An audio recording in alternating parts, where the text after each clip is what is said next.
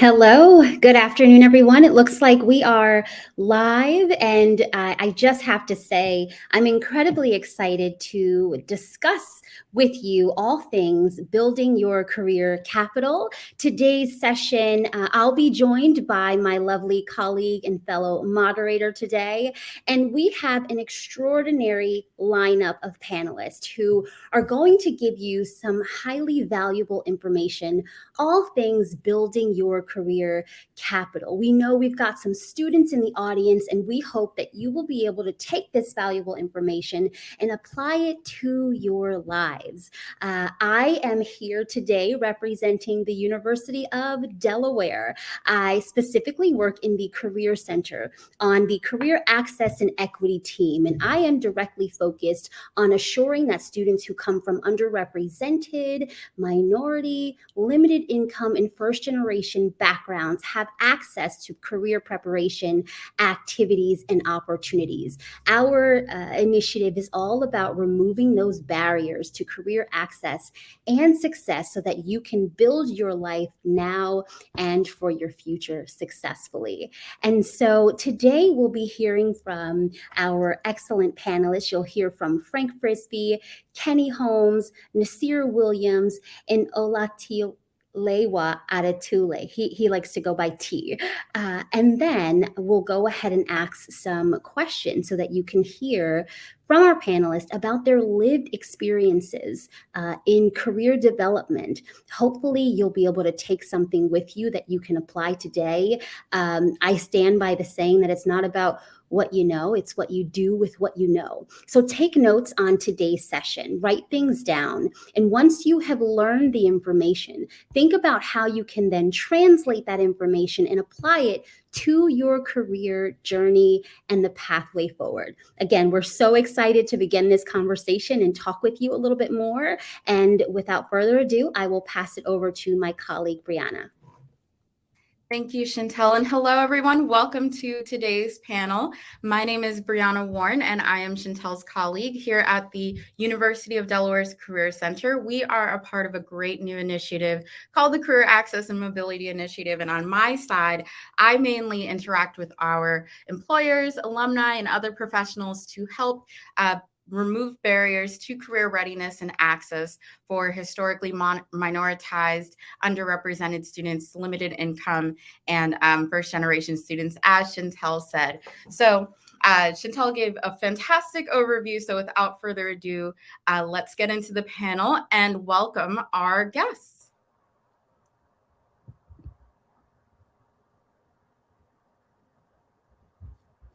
All right, so it looks like we have our panelists joining us now. And so what we'll do is give each of you the opportunity to go ahead and introduce who you are.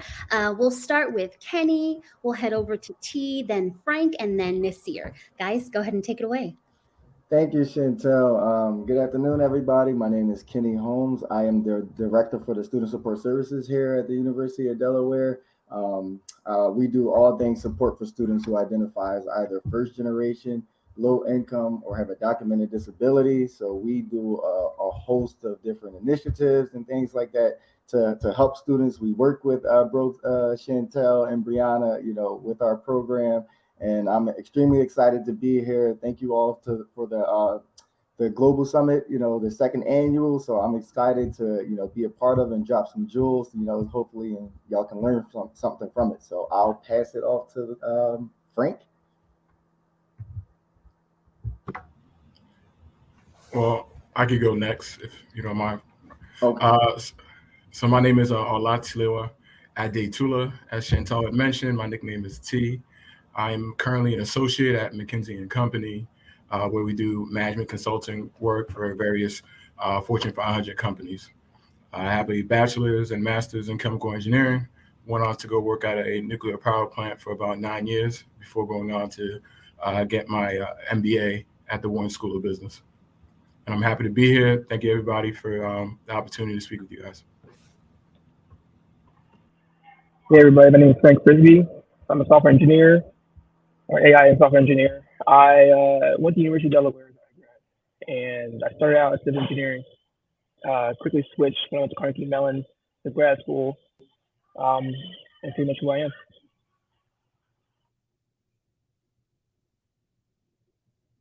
My name is Nasir. I'm a U.S. Foreign Service officer, U.S. diplomat. I'm at the State Department. I've been there for the last 5 years, and I'm glad to be here. Former, University of Delaware graduate. All right. So, with that, we will go ahead and jump right into our questions. So, just kind of keep in mind as you're listening, take some notes. Remember, they are sharing advice and information based on their lived experiences. So, this is the real deal here. So, let's go ahead and get into our first question surrounding the topic of building your career capital. So, to the panelists, how did your undergraduate experience prepare you for your career? I'm sure that many of you have been involved in undergrad and have done so many great things and that you learned things that helped you. But we want to know about those specific activities and opportunities you took on. How did the undergrad experience prepare you for what it is that you're doing now?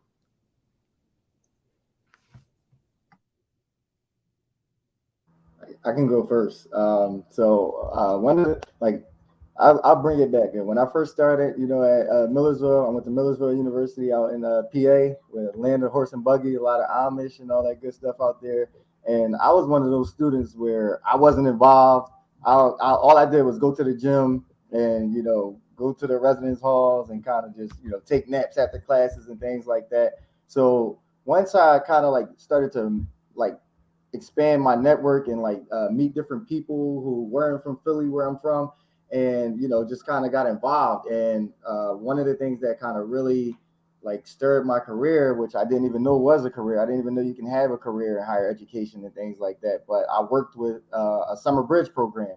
And, with that was students who was from Philly area, the Reading area, all over PA, who would kind of conditionally get admitted to Millersville. And I was a peer mentor, and I was able to work with the students and kind of really develop those relationships, really get to know them on that level. And it was something that piqued my interest because I worked with younger kids, and it was okay, but it wasn't really my cup of tea. But I liked working with first year students, helping guide them, especially being a minority student. It was like going to a PWI. It was hard because we didn't have many people who were in positions and financial aid and advising and things like that looked like myself. So that was kind of really made me want to kind of see what was to higher ed, which I didn't know anything about. So networking and everything kind of helped me learn about that career and learn about how I can, reach students and meet students and who are at PWIs who might be Black or, minoritized students. And, that kind of helped propel me to pursue a career in higher ed, and just saying yes to things, just being involved, and every time an opportunity came my way, just saying yes, and regardless if I think I'm gonna like it or not, just saying yes because you can see what you might like, or and also see what you don't like. And me saying yes to the Summer Institute kind of helped me transition into higher ed, and I'm really grateful for it. Excellent. That's extraordinary, and I love that part about you saying yes to opportunities, not knowing what is ahead of you, but just doing it to get the experience. Incredible, incredible. Would anyone else like to touch on how the undergrad experience prepared you for your career? I can talk a little bit. You got it. So I went to a PWI for high school, and it really wasn't the experience that I expected it to be. And so in grad or undergrad, I made sure that I went out on my way to join every club that I could that involved Black people, people of color, people of the African, diaspora. And it was something that I really cherished and valued because, people from African-American descent in the United States, we don't have a culture that we usually connect to, or we don't have a huge connection to whatever culture that we've been brought up to understand or to cherish or love. And so I did everything that I possibly could. And in undergrad, it helped me change my perspective on the world and helped me change my perspective on how, people saw Americans and the government. And so I did study abroad my junior year of undergrad at University of Delaware, and though before before I did study abroad, I wanted to work in the government. But when I did study abroad, or after I did study abroad, it helped me change my perspective, and I focused on international relations, and that helped me figure out like exactly what I wanted to do in terms of studies, in terms of reaching out, making connections. And making sure that like I did everything that I need to do to prepare myself for the U.S. government. Excellent. And Frank, did you want to add to that? Yeah, I was going to say real quick. One of the biggest things I remember learning in college that helped me in a career setting is being able to groom my intellectual abilities. When I came in college, I met other people, but I didn't know how important it was to keep meeting people and keep trying to groom the ways that I introduce myself or groom the way that I think about things. And as I did that more and more and more in college, when I got to actually into the profession, I realized that it didn't stop. They actually had to do it even more. But the introduction in college led the segue into the career field. Excellent. Thank you so much for that input. We'll go ahead and transition into our next question. Brianna? So, what, in your opinion, are the future trends of professional development? So, that can include social media, networking, content creation, going, I guess, beyond the resume and cover letter, so to speak. What are your thoughts on what that looks like now that you're in the position that you're in?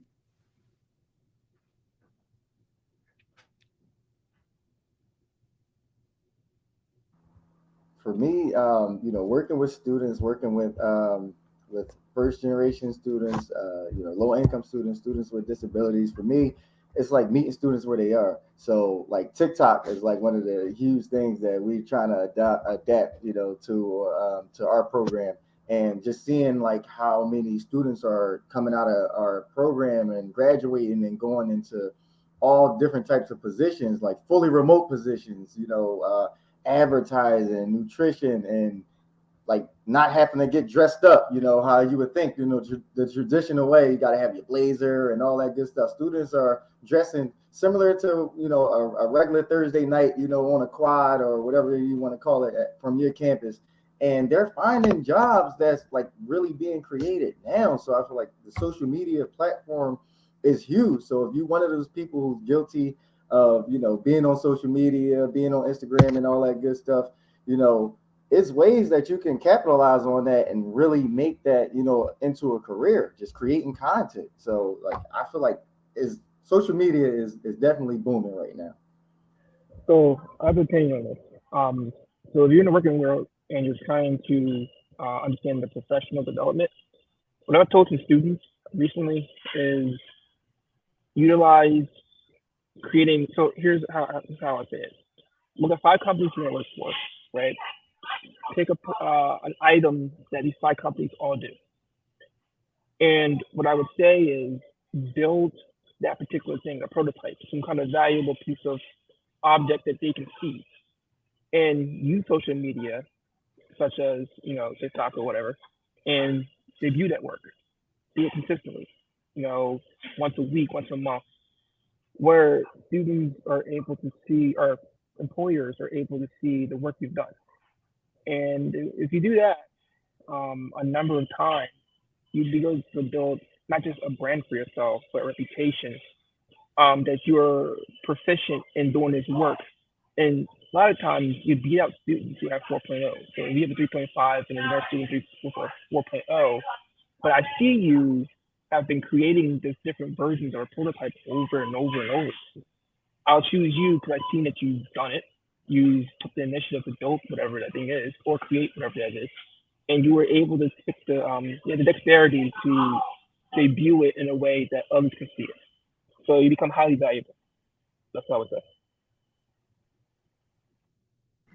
Awesome. And I would love to just interject for a moment. When you're thinking about building that career capital, right? We're talking about all things career. So I'll start with the basics for the students who are online right now, utilizing the career centers that are at your university and taking advantage of every opportunity that they offer. So at the University of Delaware, we've got internship experiences, job shadow experiences, and so much more. And so being able to get involved that way is going to be so important. But when we're talking about the future trends of professional development, as Frank and both Kenny mentioned, there are opportunities for you to really market yourself and get out there. If you're using TikTok, Kenny mentioned TikTok. If you're using that platform, you can also use that platform to build your career capital, to put yourself out there, to market your skills and show the world all the great things that you're doing.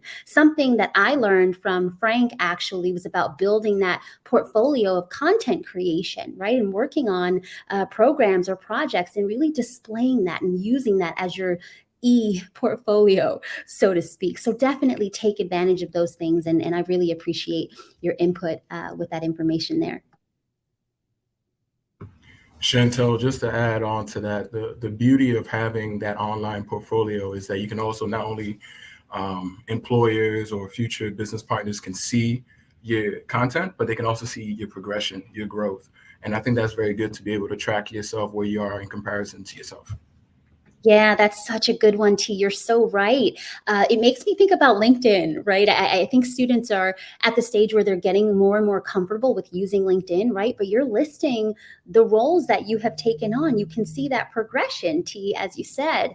And employers are going to be looking at your LinkedIn profile. They want to see what you've done. And again, another great space for you to showcase what it is that you're doing and track where you've started and where you are now. So thank you. That's excellent. Brianna, back over to you. All right. And just to add to Frank mentioned at one point, not here, of course, but push yourself to do a little bit more than the basics, which are resumes, cover letters, and attending career fairs maybe offered by your career centers. While those are excellent starting points and access points for networking and growth, there is so much more that you can do and participate in to expand that career capital. So that is creating your personal brand and creating that online portfolio that you can constantly refer to. I still have a Weebly page that I made back in 2014 that I still pull up. Keeping your LinkedIn updated every other quarter or so, go through your resume and see what needs to be updated. There are so many different things that you can do to ensure that you are staying up to date with yourself. So that way, when you're applying, it's not reinventing the wheel with submitting applications. All right. So how would you, for the panel, how would you advise a college student to plan for their professional future? I know we've talked about creating that personal brand and thinking outside of the box. Are there any other notes that you would like to say about preparing for what's next? I'll add on to what I just said a moment ago, but I'll expand on that. So one of the things I would say is if you're a sophomore, do as I mentioned, like start early, creating those different projects and debuting them. But if you're a senior and you're ready to graduate, like you mentioned LinkedIn, I would connect with every alumni person I could possibly connect with. I would connect, if I was a senior, I would be connecting with at least 10 to 50 people a day on LinkedIn and just start a conversation with them, get to know who they are, and kind of how their typical workday goes. Those soft connections, out of probably a couple of hundred, could lead to a better outcome for a job and possibly down the road. Like there's friends I still talk to now that I back in college and my first job I went to. Those soft connections always lead to other trajectories that you could go if things change.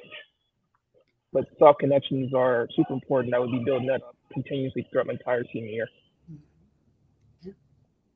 Just to kind of piggyback off what Frank was saying, like, I would say get comfortable being uncomfortable. So stepping out of your comfort zone. So like if you might be an introverted person or you somebody that don't really speak to other people and things like that, get comfortable with, stepping out of your comfort zone and networking, like pretty much what Frank was saying, and like one of the things that I will say is kind of like an oxymoron, where it's like try not to think about the future too much, because you might be so caught up in the future, and the job that you end up having may not even exist, in that moment.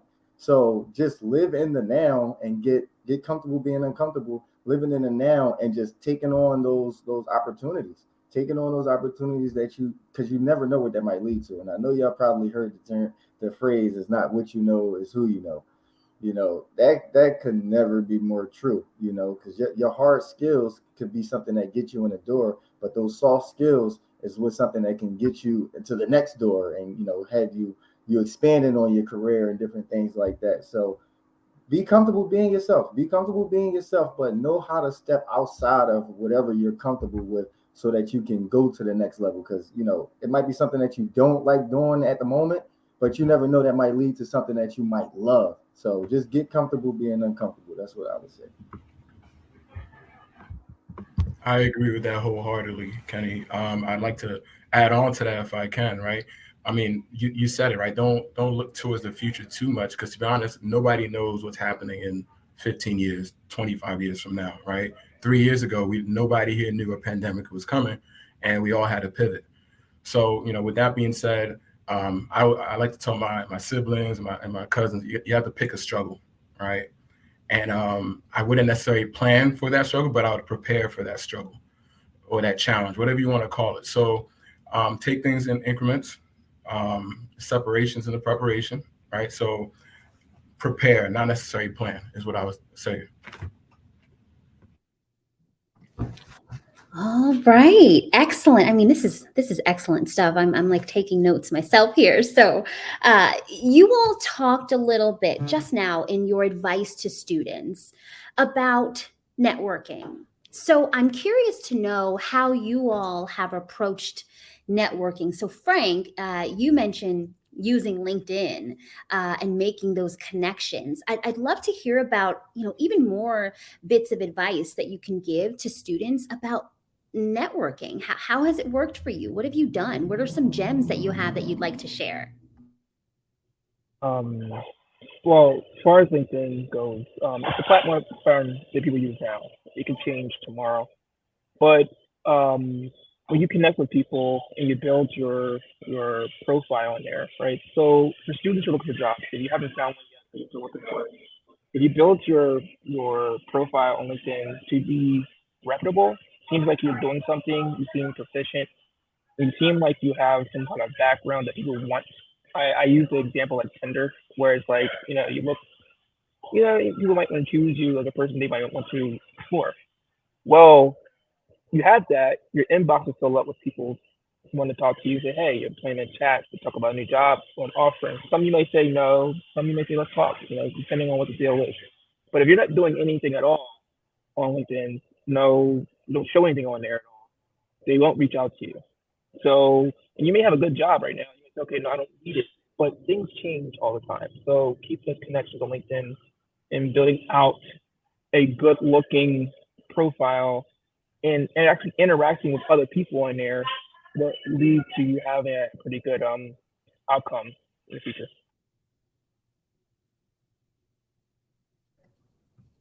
And in addition to LinkedIn, like a piece of advice I would give y'all is like y'all personal social medias.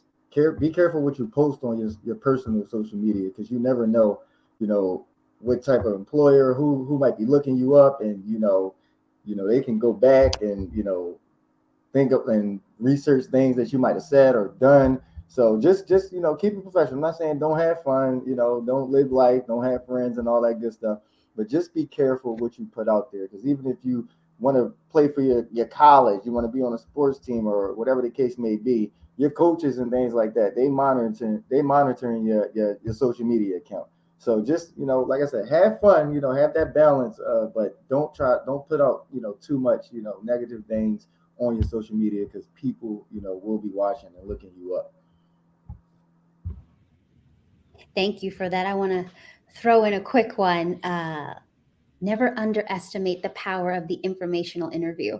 In my experience, they have been game changers, and for me and other people who I know. So if you see a career, or you know about a field, or there's an area that you'd like to get involved in and work with, never hesitate to reach out to someone and just find out a little bit more information. We call it informational interviewing. Ask questions and learn from those people. 9 times out of 10, when opportunities arise, they will remember the conversations that they've had with you. So not only are you helping to enhance your network, but you're getting information inside, exclusive info about the field that others probably aren't even tackling. So just throwing that out there for you all also.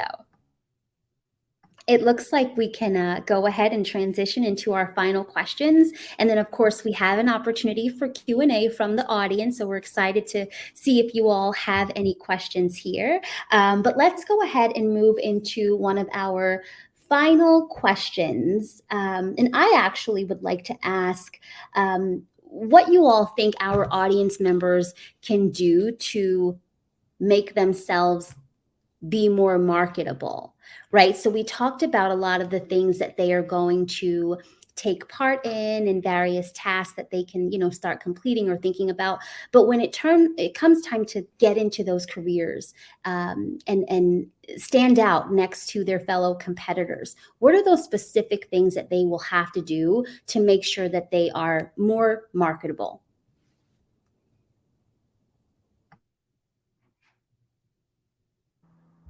I would say, the motto I go by is be a lifelong learner.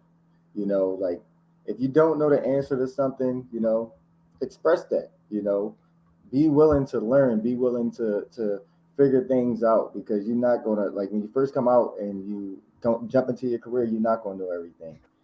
So just be willing to and eager to learn, because that's what employers are looking for. And if you don't want to go to an employer route, you might want to go the entrepreneur route. That's something that you can really do. It's going to be all trial and error. Just don't give up. Don't give up, and just continue to network, continue to grow, and you'll be fine. Thank you so much. All right, it looks like it's time to get into our Q&A for the audience.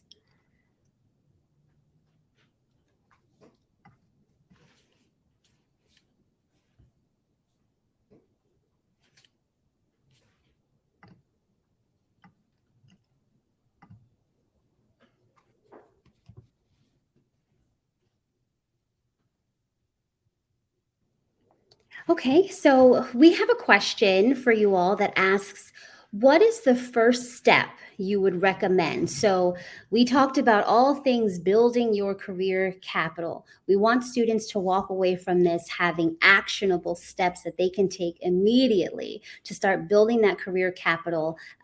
What is the first step that you think students can take?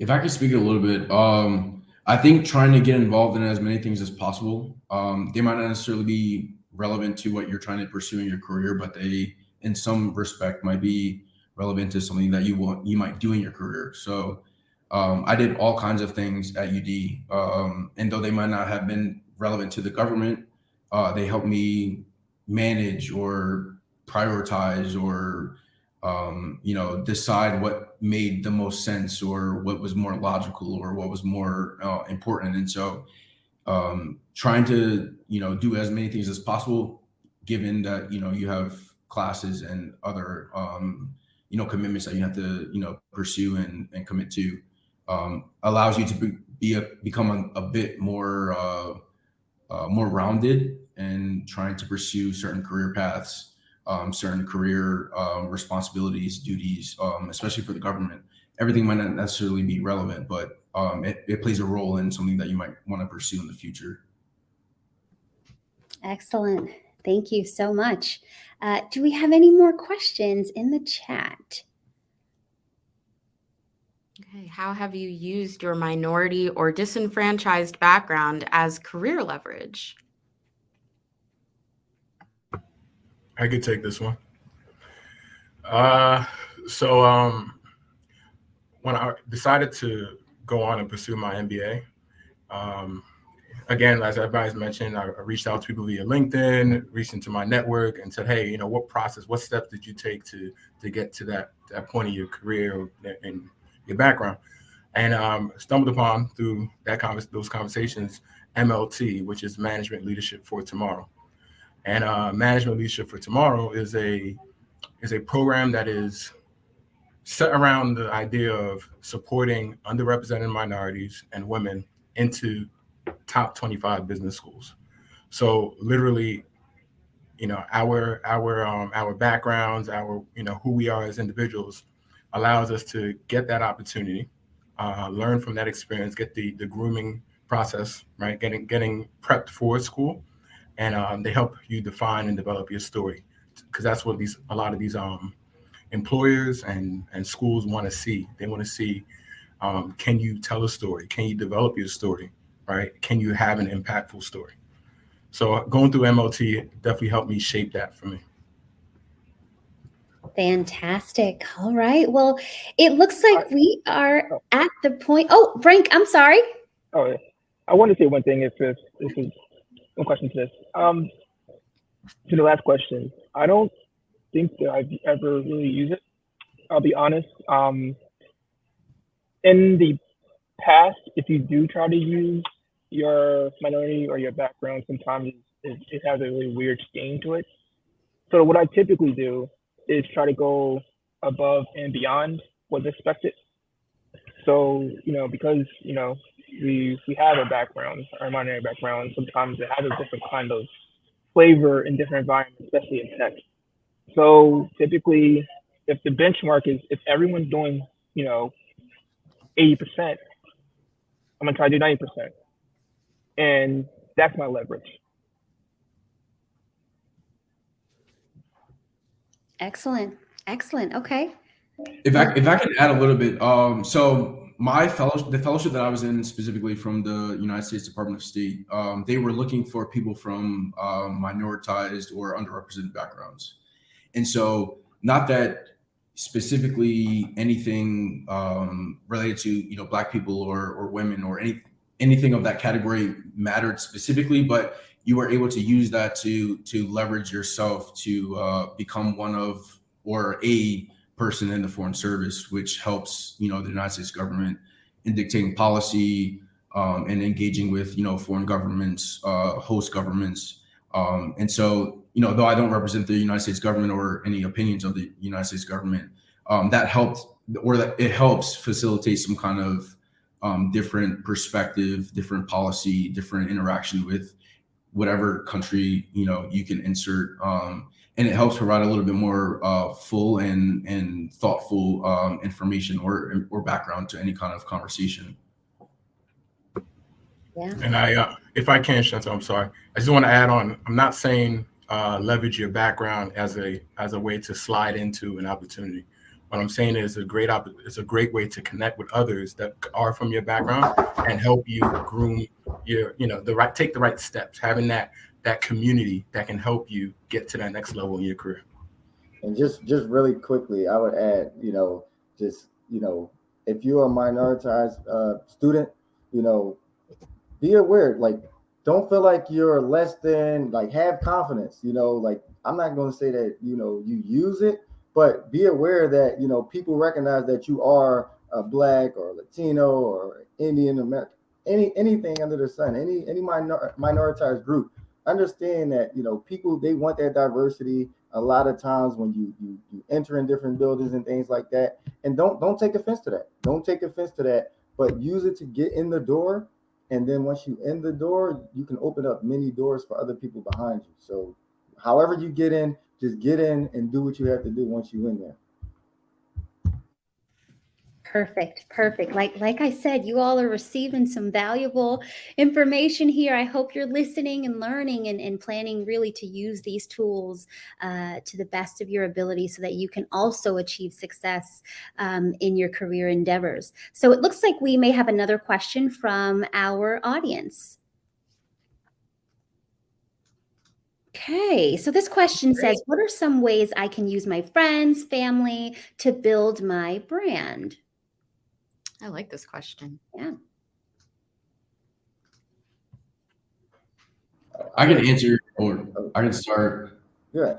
So I have a different perspective than maybe many of the other panelists might have, but I think using your family or your friends can help you understand some of the processes that are involved. And in my specific case, I use some of my relatives for or how to answer some of the government questions or questionnaires that were involved in me getting selected for certain positions. And so they knew the process, they understood how we should or how I should respond to some of the questions. And it helped me understand, not from that, maybe that first round of applying for internships or jobs, maybe that second round. And I critiqued some of my skills and some of my interview assets and some of my, skills that I was able to develop over, the course of my time at UD or other places.